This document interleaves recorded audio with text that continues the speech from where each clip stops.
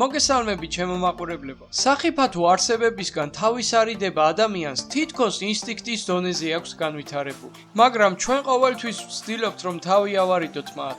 შეიძლება ვიფიქროთ რომ ზოგიერთი ცხოველი საყვარელი და მეგობრულია, მაგრამ სინამდვილეში შესაძლებელია სასიკვდილოები იყვნენ. ახლა კი ვისაუბრებ დედამიწის 10 ყველაზე მომაკვდინებელ არსებაზე. ნომერი 10 მედუზა.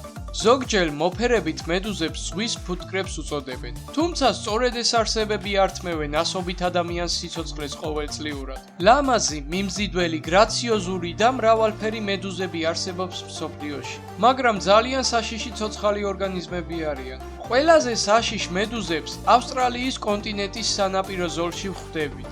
განსაკუთრებით ზაფხულის თვეებში. მათ კუბურ მედუზებს უწოდებენ. მედუზები ძირითადად მხოლოდ მაშინ ისუსხებიან, როდესაც საფრთხეს გრძნობენ. თუმცა კუბური მედუზები უაზროდ არ ტივტივებენ. ისინი აქტიურად ცურავენ მსხვერპლის ძიების პროცესში, რომელიც თავისუფლად შეიძლება გახდეს ადამიანის ხელი ან ფეხი. ნომერი 9 ზვიგენი. ზვიგენის ყველა წარმოუდგენელი უნარი ელექტრონული რხევების შეგრძნობის უნარია. ზვიგენის თავში ერთი განსაკუთრებული ორგანოა, ეგრეთ წოდებული ლორენცინის ამპულა.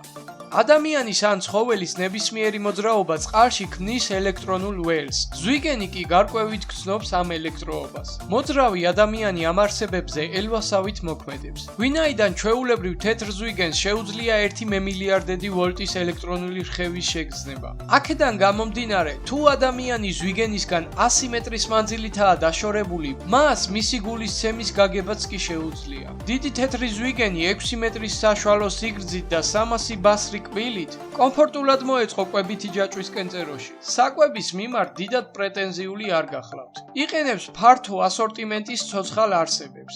გაგვიმართლა, ჩვენ ზვიგენების გემოვნებაში პირველები არ ვართ, რადგან ბევრი ძვალი გვაქვს. რასაც ვერ ვიტყვით ფუმფულა სელაპზე და ზღვის ლომებზე, რომლებიც ზვიგენის საყვარელი საკვებია. ნომერი 8 ჰიპოპოტამი. ჰიპოპოტამი ხმელეთზე მცხოვრებ ძუძუმწოვრებს შორის სიდიდით მესამეა სპილოსა და მარტორქას შემდეგ. ხოლო ჩლიქოსნებში ყველაზე მძიმე, რომელმაც ჩვენამდე მოაღწია. დედრი და მამრი ჰიპოპოტამები ადამიანს სხვადასხვა მიზეზით ესხმიან თავს. მამრები ყველაზე ხშირად ადამიანებს კლავენ მდინარისა და ტბის მახლობლად საკუთარ ტერიტორიის დაცვის მიზნით. დედრები კი ყველაზე ხშირად შთამომავლობის დაცვის მიზნით ესხმიან თავს ადამიანს. ყოველწლიურად ბეჰემოტები 200-მდე ადამიანს კლავენ. ნომერი 7 ლომი. ზრდასრული მამრი ლომი დაახლოებით 200 კილოგრამს იწონის. დამსახურებულად უწოდებენ ჯუნგლების მეფეს, ვინაიდან ის შეუდარებელი მტაცებელია, ჭკვიანი, სწრაფი, ძლიერი და არაჩვეულებრივი მონადირული ინსტინქტების მქონე. ლომს შეიძლება აფრიკაში წავაწყდეთ. რაც შეეხება საკვებს, მაინც და მაინც პრეტენზიულები არ არიან. ადამიანის ხორცი მისთვის წახემსებასავითაა. თანაც დაჭერა გაცილებით მარტივია, ვიდრე სწრაფი ქურციკის ან ზებრის. ყოველწლიურად ლომები დაახლოებით 250 ადამიანს კლავენ. ნომერი 6 კაფრული კამეჩი.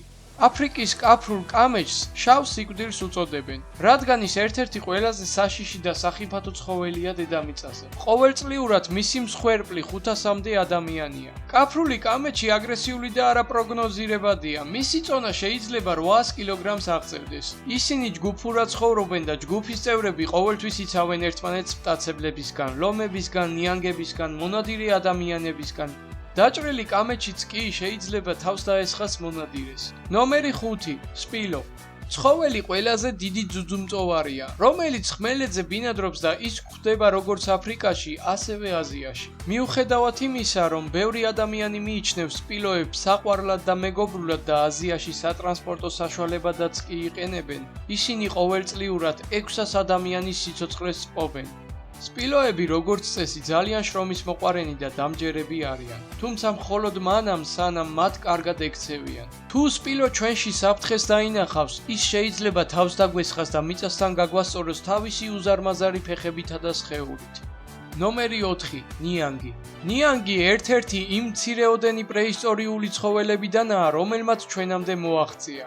ის ყოველწლიურად 2000-მდე ადამიანის გარდაცვალების მიზეზი ხდება. ბევრი ვერც კი ხვდება, რამდენად სახიფათო შეიძლება იყოს ნიანგთან შეხვედრა. ნიანგები ბუნებრივ პირობებში გვხვდება ამერიკის შეერთებული შტატების სამხრეთ ნაწილში, ტროპიკებში, აფრიკაში, აზიასა და ავსტრალიაში. ყველაზე საშიში ნიანგი ნილოსში ბინადრობს. ნიანგს თვალები, ყურები და ნესტოები საკმაოდ მაღლა აქვს, რაც საშუალებას აძლევს დაინახოს, გაიგოს და შეიგრძნოს მსხვერპლის სუნი ისე, რომ თან შეუმჩნეველი დარჩეს. ნომერი 3. მორიელი.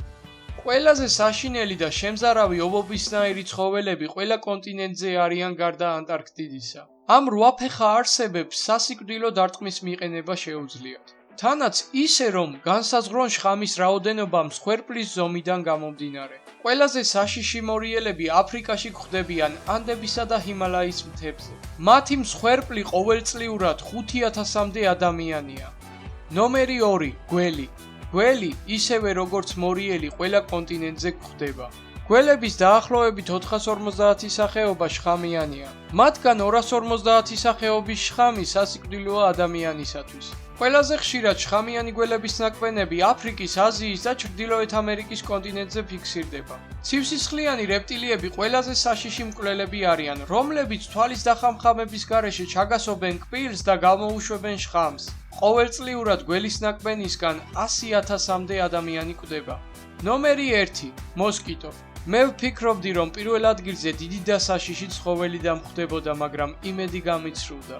ვინაიდან მსოფლიოში ყველაზე სახიფათო არსება ჩვეულებრივი მოსკიტოა. მოსკიტოს ყოველწლიური მსხვერპლი 2-დან 3 მილიონამდე ადამიანია. ზოგიერთი სახეობის წარმომადგენელი, მათ შორის ჩვენს ტერიტორიაზეა გავრცელებული კოღოები, საფრთხეს არ წარმოადგენენ, პირიქით, სასარგებლოებიც კი არიან. თუმცა მოსკიტოების უმეტესობას ადამიანისთვის ბევრი პრობლემის შექმნა შეუძლია. მოსკიტოები პარაზიტები არიან და წოვენ არა მარტო ადამიანის სისხლს, არამედ უმეტეს ხერხემლიან ცხოველებისაც. მდედრი მოსკიტოები სხვადასხვა ვირუსების მატარებლები არიან და შეუძლიათ ისეთი დაავადებების გავრცელება, როგორიცაა მალარია. ასეთი მწერების უმეტესობა ტროპიკულ რეგიონებში ბინადრობს. თუმცა ზოგიერთ მათგანს ზამთრის გადატანაც შეუძლია და ისეთ რეგიონებში არსებობა, როგორიცაა მაგალითად კანადა. მოსკიტოების 3000-ზე მეტი სახეობა არსებობს და თეორიულად ყველა მათგანს შეუძლია სასიკვდილო დაავადების გადატანა. მართლაც რომ დაუჯერებელია ჩემო კეთილო მეგობრებო, მაგრამ ფაქტია, რომ მოსკიტოს მსხვერპლთა რაოდენობა 2-დან 3 მილიონამდეა წელიწადში.